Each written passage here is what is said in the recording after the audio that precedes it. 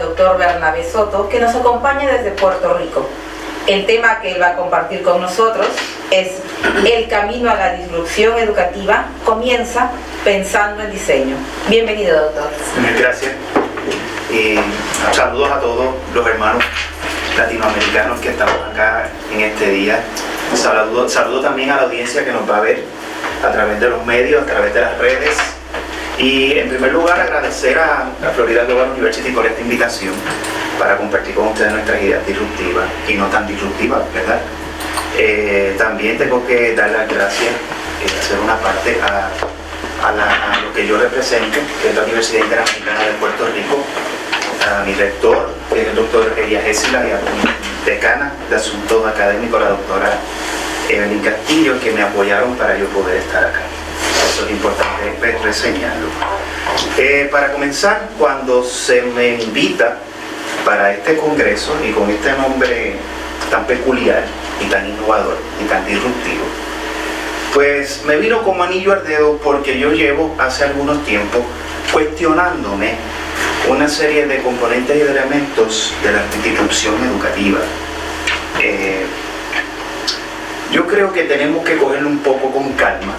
¿Por qué? Porque de acuerdo a algunos conceptos y algunos referentes, la universidad no va a dejar de existir. Eso es lo primero. Yo represento a la academia y creo que la universidad no va a dejar de existir por unos elementos históricos. Y antes de comenzar con la presentación, quiero hacer esa reseña. La universidad más antigua del mundo se encuentra en Italia, ¿verdad? Esa universidad se fundó en el año 1088 y hasta el día de hoy estamos hablando del mundo medieval. Estamos hablando de la época medieval, hablando en términos históricos. Y hasta el día de hoy, en el siglo XXI, sociedad del siglo XXI, sociedad del conocimiento, esa universidad sigue vigente. Se ha adaptado a los tiempos. Y yo creo que hoy, cada uno de nosotros, esta institución donde estamos presentando este congreso, hemos visto una serie de elementos que nos están diciendo que la universidad no va a dejar de existir. La universidad va a evolucionar y está evolucionando, y estamos buscando todos los elementos y todos los componentes necesarios para satisfacer las demandas de nuestra sociedad. La educación para mí es lo más importante de la vida, y nuestros países dependen de la educación. Por ende, nosotros tenemos una gran responsabilidad de defender ese derecho universal que es la educación para nuestros ciudadanos y para nosotros. Por lo tanto, yo me niego a que la universidad ya sea disruptivo dentro de la disrupción. Me niego a que la universidad va a dejar de existir y va a morir. Yo creo todo lo contrario. Yo creo que va a seguir hacia adelante y se va a temperar, como ha pasado con estas universidades que existen en el mundo, que son las más antiguas, que siguen vigentes. Y yo creo que eso todo evoluciona. Por ende, también creo que sí estamos en un cambio de paradigma, estamos en un caos, y compartiendo con los compañeros en estos días por acá en Miami, estuve esta conversación. Nosotros estamos en esta finalización de una época. Nosotros nos encontramos en el fin, en el colapso de la era industrial. Por ende, históricamente debemos de entender que cada vez que cambia algo, cada vez que cambia un estilo de vida, un mundo, un sistema económico, nos sumergimos en un caos.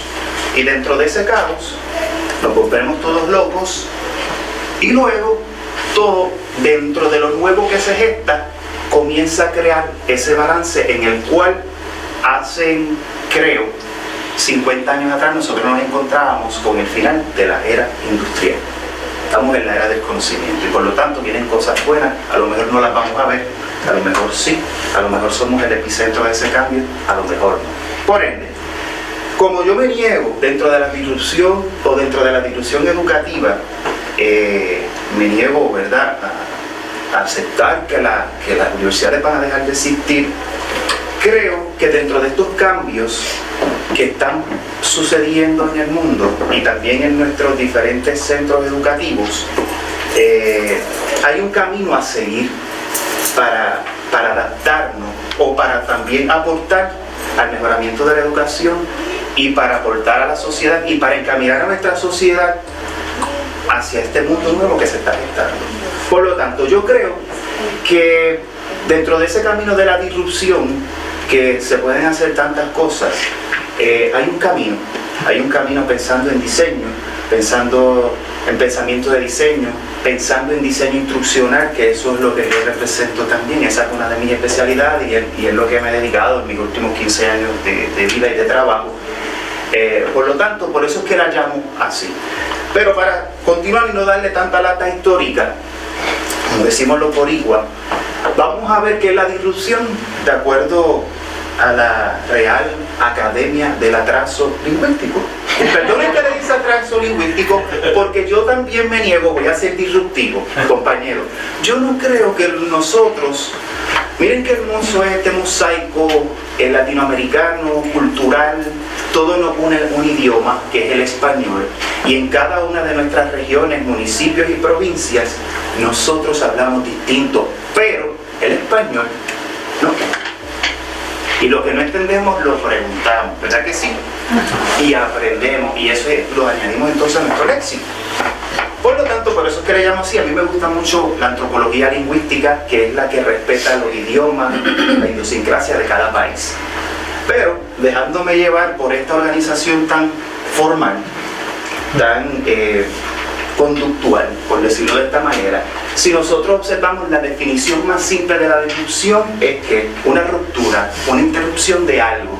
Si nosotros transferimos esto a los términos educativos, a la pedagogía, a la instrucción, nos vamos a percatar que entonces lo que estamos buscando es romper lo que estamos haciendo, y ya creo que eso está pasando, porque ustedes hoy y todos los que puedan, todos los que van a disfrutar de estas conferencias, se van a dar cuenta de que en cada epicentro que se ha hablado aquí hoy, todos estamos siendo disruptivos y todos estamos haciendo algo diferente, pero el fin o el pro común de lo que estamos haciendo es educarse, es educación. Por esto es importante. Pero estamos rompiendo esos paradigmas tradicionales de la educación, lo vemos con teorías nuevas que están existiendo, con metodologías nuevas que están existiendo, que salen, que surgen, unas que estaban guardadas en el gavetero y de momento vuelven a salir porque son vigentes para el tiempo en que estamos viviendo, más cuando le sumamos este componente tecnológico que sigue creciendo vertiginosamente en esta década. Por eso somos disruptivos. Por lo tanto, yo propongo que dentro de la educación, respetando estos conceptos de la disrupción y viendo que es una ruptura, y para no perder el foco y darle una organización a un proceso educativo, a mí me gusta añadirle elementos donde nuestros educandos, nuestros estudiantes y nuestros futuros profesionales tengan un escenario real donde ellos se puedan desenvolver para esta sociedad que está surgiendo. Lo que yo les quiero hablar aquí hoy es también, como ustedes han muy bien reseñado algunos ejemplos de sus países, pues yo vengo de Puerto Rico, y en Puerto Rico pues nosotros hemos atravesado una serie de por lo menos dos elementos que han sido muy importantes para la transformación social, política y económica del país, que se refleja en la educación. Uno es la crisis económica que ha atravesado nuestro país, como muchos países han atravesado, y tengo que recordar otra vez, que no me gusta, pero es una realidad, y es nuestra realidad isleña, cuando nos pasó el huracán María. Eso cambió toda la ecuación del juego. Pero estos dos elementos tienen dos cosas positivas, compañeros y compañeras que me ven, y son los siguientes: que nos han hecho mirarnos en nuestro propio espejo y nos han hecho una sociedad innovadora y emprendedora. Obviamente yo estoy aquí profesando lo que estamos haciendo en la universidad privada del país. No hablo por la universidad pública, porque también ellos están haciendo otra gesta por el país, pero en las universidades privadas de Puerto Rico se están creando estos nichos o estos nidos, estos nodos para crear emprendedores y empresarios. Y yo creo que el enfoque de la educación, y para que sobrevivamos en este tiempo de cambio, debemos de enfocarnos más en no lanzar al mundo consumidores de conocimiento, sino que lanzar al mundo personas creativas, personas innovadoras, personas que tienen sus propios negocios, para que no dependan, ¿verdad?, de X o Y empresa con tanto cambio que está habiendo en la industria en la actualidad. Por lo tanto, creo que esta metodología que se llama el Design Thinking es una buena metodología de las tantas que existen para nosotros entonces darle a nuestros educandos o a nuestra sociedad estos espacios reales para que sean innovadores y emprendedores e innoven dentro de la educación. La misma definición del Design Thinking pues nos dice que es un método para generar ideas innovadoras que centran su eficacia en entender y dar solución a las necesidades reales de nuestros usuarios. Y a mí me gusta, honestamente, a mí me gusta llamarle a mis estudiantes usuarios, porque si estamos en la sociedad del conocimiento, en la era digital, ¿por qué no tratar a nuestros estudiantes con el concepto que creo que estamos viviendo hoy día? En vez de verlo como un símbolo de dólar o como un negocio, aunque la educación desgraciadamente es un negocio, perdonen mi sinceridad, nuestros estudiantes son unos futuros usuarios que tienen unas necesidades, unos usuarios que pertenecen a una comunidad, unos usuarios que necesitan unas competencias y unas destrezas para vivir en el mundo real actual. Por lo tanto, creo que este tipo de metodología combinada con otras son muy buenas y muy positivas para los procesos educativos que hacemos, y más en mi caso, que yo represento la educación en línea, la educación virtual, la educación a distancia, como quieran llamarle, tiene mil nombres, pero todo es lo mismo, es educación por medio de tecnología, donde la presencialidad no existe más que por medio de la virtualidad, que es una realidad. ¿Está bien? Pues esto es lo que yo propongo, compañeros. Para hacerle el cuento largo corto, tenemos que mirar de dónde surgen estas ideas. Tim Brown, pueden ver parte de sus proyectos en www.ideo.com, de dónde surgen algunos tipos de proyectos, donde se aplica este tipo de metodología y que es muy eficiente. Acuérdense que este tipo de metodología nos ayuda a nosotros a solucionar también problemas y a tomar decisiones, que es lo importante en este mundo de tanto cambio. Le exhorto entonces a la audiencia y a los presentes que busquen más información de este señor y lo busquen por Twitter y lo sigan para que sigan aprendiendo de él y vean todos los proyectos innovadores que él está lanzando a cada día. Pero ¿quiénes utilizan este tipo de metodología? Si lo vemos así, de esta manera.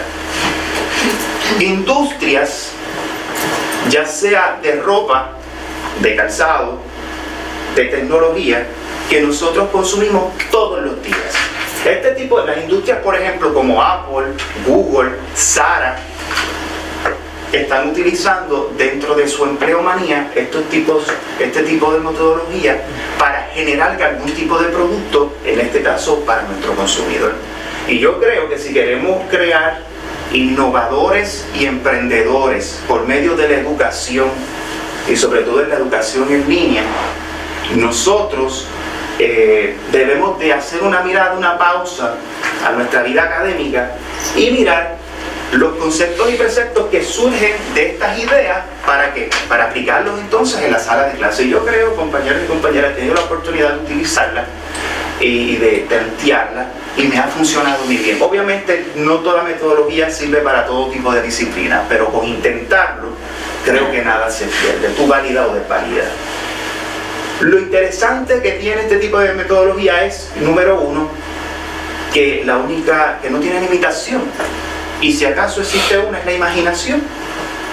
Fíjense qué interesante, es la imaginación, porque dentro de un grupo de trabajo, y más cuando le damos trabajos grupales a nuestros estudiantes, ya sea a través de línea, o vamos a hablar también de la presencialidad, porque esa es nuestra realidad.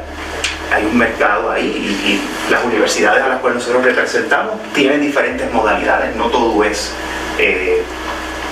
virtual, también está la parte híbrida.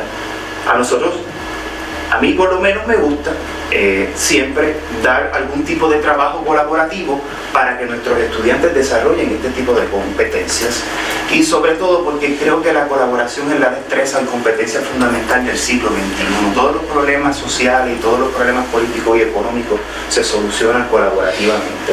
La individualidad, aunque desgraciadamente en algunos países se fomenta la individualidad como sistema, creo que tiene sus días contados. Entre todos hacemos más. Y si hacemos una mirada o una radiografía de lo que está pasando en el mundo, vamos a ver cómo nuestros hermanos, nuestras hermanas, nuestras diferentes sociedades están a las calles manifestándose para este cambio que tanto queremos nosotros. Piensen, interesante. Y por eso es importante todos estar juntos. Por ende, creo que debemos de utilizar esta metodología con estos propósitos. Y para definir algo, dentro de los pulsos y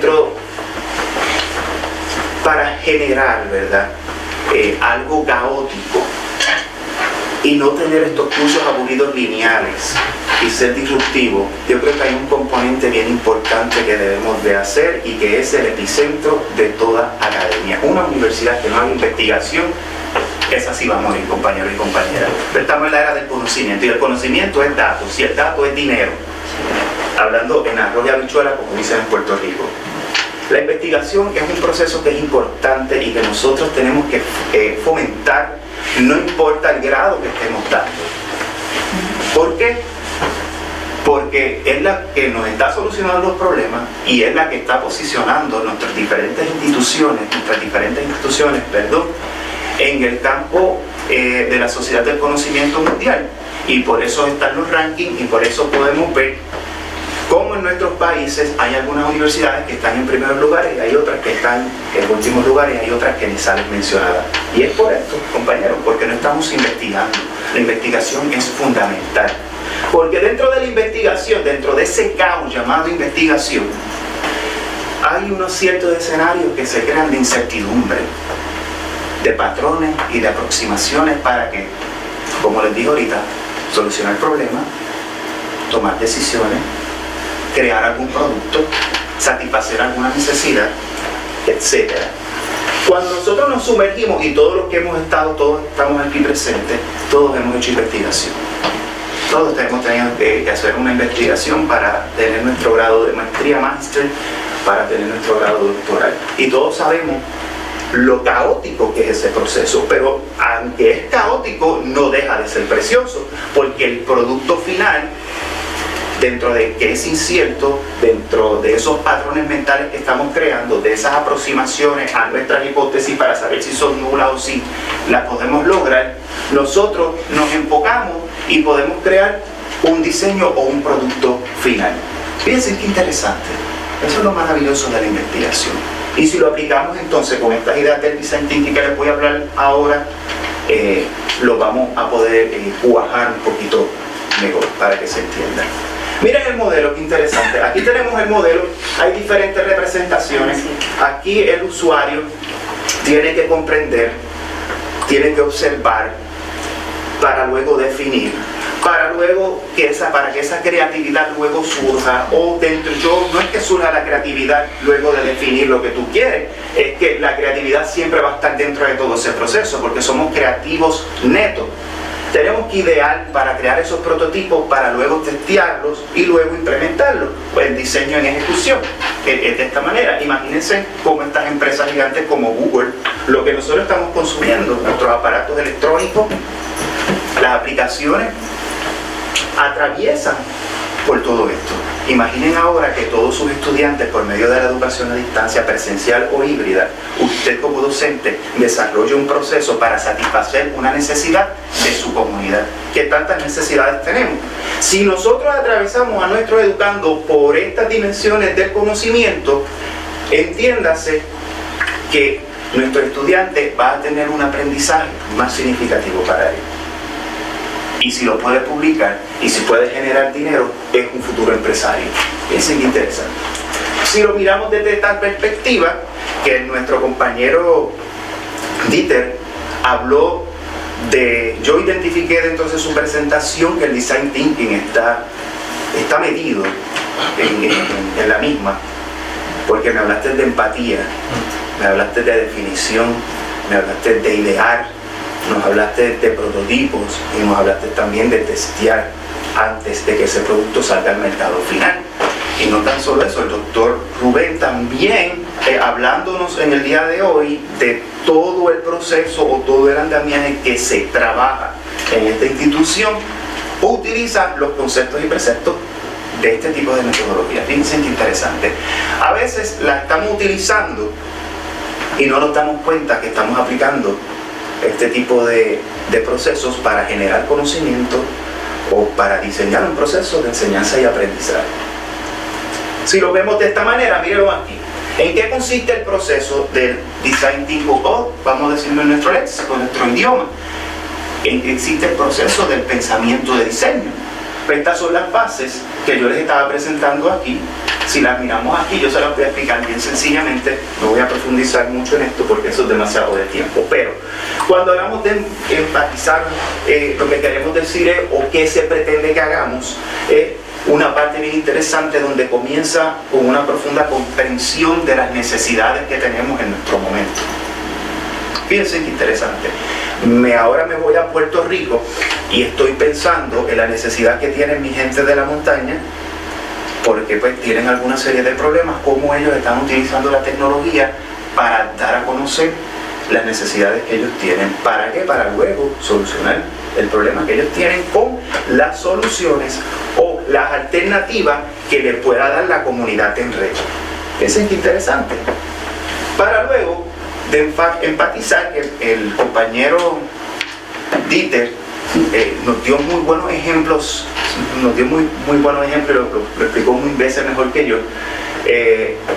Nos dijo que la importancia de cómo ser empático dentro de este proceso y de ser profundo para identificar esas necesidades. Pues nos vamos a la próxima fase, que es la de definir. Aquí se nos dice que dentro de este proceso nosotros debemos de documentar toda la información que se levanta dentro del mismo para crear nuevas expectativas, para luego comenzar con esa etapa de idear. Y cuando estamos ideando, lo que estamos haciendo es buscando cómo solucionar esos objetivos.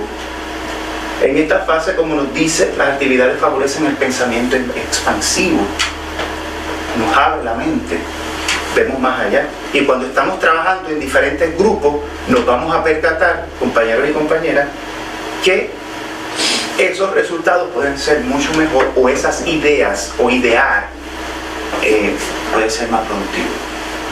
Para luego crear ese prototipo, que el prototipo, compañeros y compañeras, es básicamente el diseño casi final del producto, pero el mismo necesita probarse. En esta etapa del prototipado volvemos a esas ideas que se han construido, volvemos a esas ideas para visualizar esas posibles soluciones, volvemos para manifestar esos elementos que debemos de mejorar, para refinar todo eso que hemos ideado, para luego testearlo. Y el testeo es probarlo, no es otra cosa que probarlo con nuestros usuarios, para ver si funciona. ¿Y qué quiere decir esto? Que si en el testear este producto no funciona, quiere decir que tenemos que volver para atrás. Todas las empresas innovadoras de este siglo y todas las empresas que salen diariamente, todas, o yo puedo decir la mayoría, no puedo dar fe de que son todas, porque todas tienen sus procesos internos y tienen su idiosincrasia empresaria, pasan por este tipo de dinámica. Ahora imaginemos nosotros en este mundo disruptivo desarrollar espacios para que nuestros estudiantes apliquen estos conceptos. En vez de estar leyendo un PDF, en vez de estar haciendo un foro, en vez de estar tomando exámenes, en vez de estar solamente mirando videos, vamos a llevarlos a la acción. Vamos a ser disruptivos, y yo creo que esto puede darle un poquito más de vida y más de interés al estudiante para que satisfaga todo lo que nosotros pretendemos crear con ellos en un curso y sobre todo en un programa académico. Esto es lo interesante de esta dinámica. Si lo vemos entonces desde una perspectiva, desde la educación disruptiva, podemos decir que este tipo de dinámica nos puede ayudar a nosotros a romper con el currículo, a romper con esa metodología tradicional, con esas modalidades de transmisión del conocimiento. Nos abren nuevas alternativas hacia el aprendizaje. Rompemos el aprendizaje lineal para irnos a un aprendizaje holístico, cíclico. Piensen cómo en esta imagen la educación tradicional se encargaba de educar a personas para trabajar en una fábrica. Vamos a seguir nosotros, y ese cuestionamiento se lo lanzo a ustedes, vamos a seguir nosotros creando por medio de la educación personas para este tipo de industria.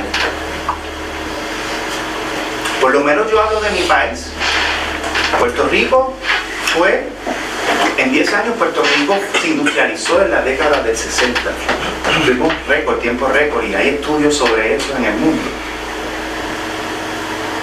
Ahora, en Puerto Rico ya las industrias se fueron, no van a volver. Todavía tenemos personas que les prometen a nuestra población que van a llegar a las fábricas para trabajar, y esa no es nuestra realidad, porque nuestra realidad, y es igual la del mundo, todo el que pasó por la era de la industrialización y ya le pasó y ya se fue, no va a volver para atrás. Nos resta a nosotros adentrarnos en esta nueva economía que se llama la economía del conocimiento. Por ende, no podemos ahora pensar en que vamos a crear personas que van a trabajar otra vez en fábricas que ya no están, en fábricas que se convirtieron en elefantes blancos, en fábricas que están cayéndose en pedazos. Tenemos que crear empresarios, tenemos que crear innovadores. Y yo creo que ese es el futuro, donde está la sobrevivencia de las instituciones universitarias y de la educación, que sigue siendo tan importante como siempre lo ha sido.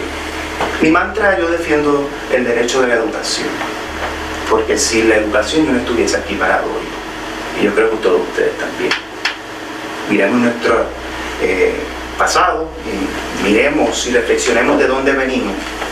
Y sin educación no estuviésemos aquí. Y los países más educados del mundo, y el éxito que tienen, los países que tienen una economía bollante del mundo, se lo deben y se lo han apostado a la educación. Miremos el caso de Japón, miremos el caso de Singapur, miremos el caso de Corea del Sur y de otros. La educación sigue siendo importante, pero entiendo que hay alternativas importantes que debemos de mirar para desarrollar esta sociedad que nosotros deseamos, por medio de la educación en línea, de todo el tipo de educación. Pero seamos disruptivos, debemos de ser disruptivos, pero vamos a hacerlo bien. No tomemos un mantra por sentado y digamos que esa es la ciencia cierta. No, hay alternativas y tenemos que mirarla, porque entiendo que esa es nuestra responsabilidad como educadores. ¿Está bien?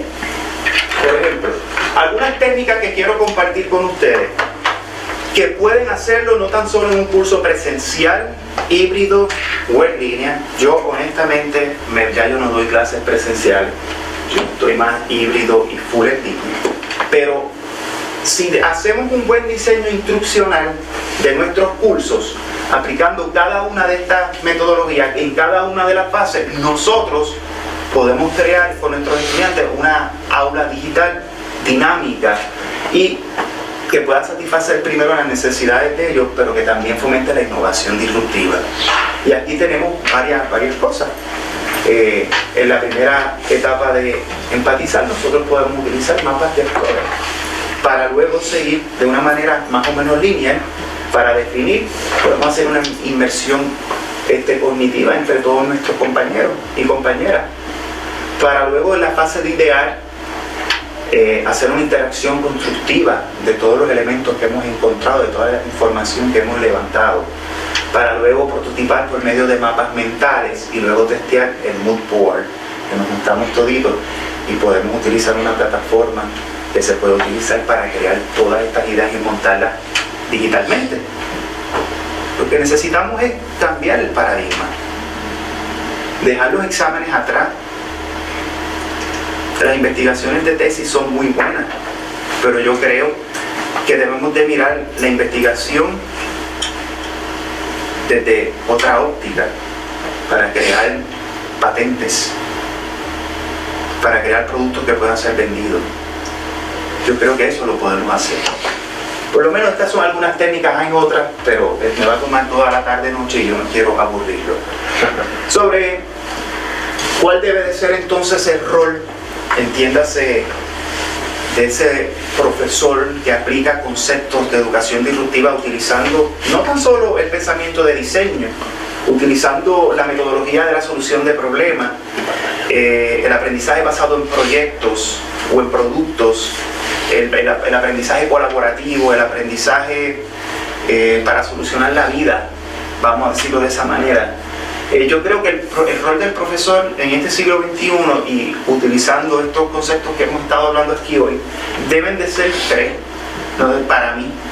El resto, usted es el experto y usted va a saber cuál es su necesidad y va entonces a identificar lo que usted necesita. Pero entiendo que nosotros como docentes, como profesores, como maestros, como educadores, en primer lugar debemos de respetar los ritmos personales del aprendizaje. No todo el mundo aprende de la misma manera, al mismo tiempo, a la misma hora y por el mismo canal. Y más en educación a distancia, a veces en estos procesos no ser tan diseñados y tan lineales, y no miramos la ventaja que tiene la educación a distancia, la libertad. He tenido la oportunidad de trabajar en diferentes instituciones en mi país, fuera de mi país, y esa es la pelea. Pero ¿por qué tenemos que hacerlo tan lineal? Si el estudiante no está presente, el estudiante tiene que hacerlo a su ritmo, el estudiante trabaja, el estudiante actual trabaja, es madre soltera, es padre soltero, es una persona adulta. Me enteré que una persona de 60 años estaba haciendo un doctorado y eso es muy bueno. Eso es muy bueno, yo creía que eso no pasaba. Me cambió el paradigma. Pues debemos de respetar eso, ¿verdad? Esos ritmos personales de aprendizaje. Debemos de diseñar un currículo más abierto, no tan rígido. Y yo creo que estas metodologías innovadoras ayudan o fomentan este tipo de dinámica con nuestros estudiantes que aprenden diferente, que piensan diferente, que son abiertos. Para luego centrar esos espacios que generen nuevas experiencias en nuestros estudiantes, en nuestros alumnos. Debemos de crear esos espacios, y los hay, compañeros y compañeras que me escuchan. Lo que sucede es que tenemos que aventurarnos, ser más atrevidos, ser disruptivos. Vamos a romper ese paradigma tradicional sin perder la esencia de lo que somos cada uno de nosotros, que somos educadores y que tenemos una responsabilidad no tan solo con nosotros, sino con nuestros pueblos y sino con nuestras poblaciones, con nuestros estudiantes, con nuestras comunidades. La evaluación, este es el último tema que voy a tocar, debe de ser entonces en este escenario disruptivo para mí. Uno, no tradicional, el primero. Yo estoy tratando con mis educandos actualmente, y esto ha sido una de las complejidades más grandes que yo he tenido como profesor, y es aplicar los conceptos de la evaluación colaborativa. Y he leído en todos los libros y en todas las reseñas que eso es la perfección del siglo XXI. Eso es perfecto. Todo el mundo debería de hacer evaluación colaborativa. Le exhorto a todos que lo intenten. Es bien difícil, es complicado, pero no es imposible, se puede lograr. Porque creo que dentro del diseño instruccional del curso, utilizando esta metodología que estamos hablando, yo creo que podemos en cada módulo, yo creo que cada fase del mismo puede ser un módulo de aprendizaje para que el estudiante absorba, él aprenda la competencia, entienda. Yo creo que desde el primer momento esa evaluación colaborativa debe de estar ahí. Y hasta llegar a la última fase del mismo, pues tú vas elevando el nivel de complejidad para que el estudiante lo vaya asimilando. Porque a veces, y fue mi ejemplo, traté de darle evaluación colaborativa con mis estudiantes una sola vez para un producto educativo. Se formó el caos, que la colaboración como competencia a desarrollarla, ustedes deben de saber que es un caos, es caótica. Esa es su esencia, la colaboración es un caos. Poner a todas las mentes a pensar es sumamente difícil, y que tomen decisiones, eso toma tiempo, más aún. Y más cuando tienen que solucionar un problema, porque cada cual lo va a solucionar de la manera que ellos crean que es conveniente para ellos. Pero por eso es el caos, y por eso es bueno. El caos es hermoso. A mí, yo me disfruto el caos todos los días, porque de él aprendo. Como decía mi amigo Antonio, hay que aprender, hay que desaprender, hay que reaprender. Y dentro de estos escenarios, compañeros, atravesamos por esas dimensiones del saber, que es lo interesante. Por eso creo que la evaluación debe de atemperarse a la necesidad de la estrategia pedagógica que usted está implementando en estos escenarios de aprendizaje o en esta ecología de aprendizaje. Rompamos, por favor, seamos disruptivos con la evaluación. Evaluemos cosas que sean importantes de verdad. Evaluar competencias es complicado, pero no es difícil.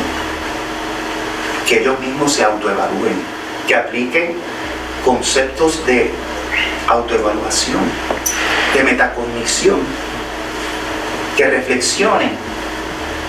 Yo creo que eso hace mucha más falta, y más cuando nosotros vamos a solucionar un problema y vamos a crear un producto para satisfacer ese problema, y más si también hay que añadirle si lo queremos vender y queremos crear una patente. Creo que debemos de ser más flexibles, creo que debemos de ser, quiero decir, más disruptivos. No me queda de otra que darle las gracias a todos los que me han invitado para acá. La hemos pasado genial. A los compañeros que nos están mirando, hay que recordarles que está la parte virtual, que es el 7 y el 8 de febrero, y que los esperamos a todos. La pueden seguir en mis redes sociales. Yo soy Bernabé Soto Beltrán. En Google me googlea y de una manera bien fácil vas a tener todo mi perfil, porque yo me gusta la apertura, soy muy abierto, y todo mi perfil o mi marketing es mi nombre. Así que muchas gracias. Gracias.